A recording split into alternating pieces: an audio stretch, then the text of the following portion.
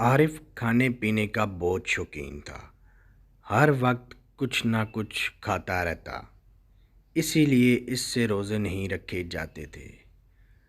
رمضان کا مبارک مہینہ شروع ہوا تو سب کے ساتھ عارف نے بھی روزہ رکھا، مگر پہلے روزے میں ہی ہمت ہار دی۔ سارا دن سو کر اور ٹی وی دیکھ کر گزارا اور شام کو اعلان کر دیا کہ دو مزید روزے نہیں رکھے گا۔ اگلے روز امی جان نے اسے سحری پر اٹھانا چاہا مگر وہ نہ اٹھا۔ دوپہر کو اس نے سوچا کہ چلو دینو بابا کی دکان پر جا کر سموسے اور جلیبی کھا لیتا ہوں، لیکن دینو بابا کی دکان بند تھی۔ دکان کے ساتھ ایک گھر تھا۔ عارف نے دروازہ کھٹکھٹایا تو ایک خاتون نے دروازہ کھولا۔ آنٹی یہ دکان کیوں بند ہے؟ عارف نے پوچھا۔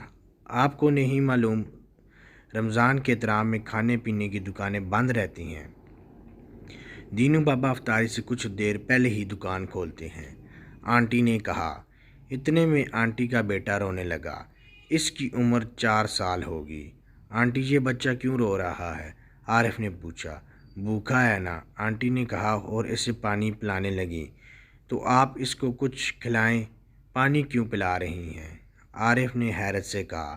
کھانے کو کچھ نہیں ہے، گھر میں اس کے ابا رات کو آئیں گے تو ہی کچھ لائیں گے، آنٹی نے کہا۔ اس کے ابو کیا کرتے ہیں؟ عارف نے پوچھا۔ وہ مزدور ہیں، آنے میں دیر ہو جاتی ہے، افطاری وہ راستے میں ہی کرتے ہیں، رات کو گھر پہنچتے ہیں، آنٹی نے وضاحت کی۔ روزہ رکھ کر بھی مزدوری کرتے ہیں؟ عارف نے حیرت سے کہا۔ روزہ تو ہر مسلمان پر فرض ہے، آنٹی نے کہا۔ گھر میں کھانے کو کچھ نہیں، پھر آپ افطاری کیسے کریں گی؟ عارف نے پوچھا۔ پانی سے، آنٹی نے سکون سے جواب دیا۔ عارف یہ سب سن کر بہت حیران ہوا۔ وہ گھر واپس آ گیا۔ وہ کافی پریشان تھا۔ امی جان نے پوچھا، کوئی پریشانی ہے بیٹا؟ عارف نے امی جان کو ساری بات بتا دی۔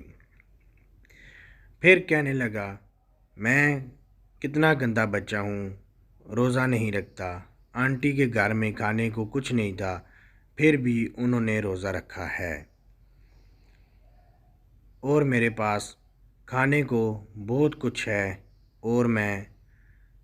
بیٹا دراصل تمہیں عادت نہیں ہے سختی برداشت کرنے کی۔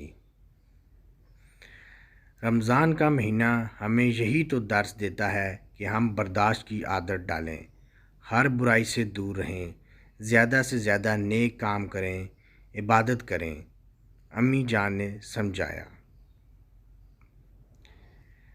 میں بھی کل سے روزہ رکھوں گا، عارف نے تہیہ کیا۔ شاباش، لیکن اس کے ساتھ ساتھ نیک کام بھی کرتے ہیں، اور وہ تم آج ہی سے شروع کر دو۔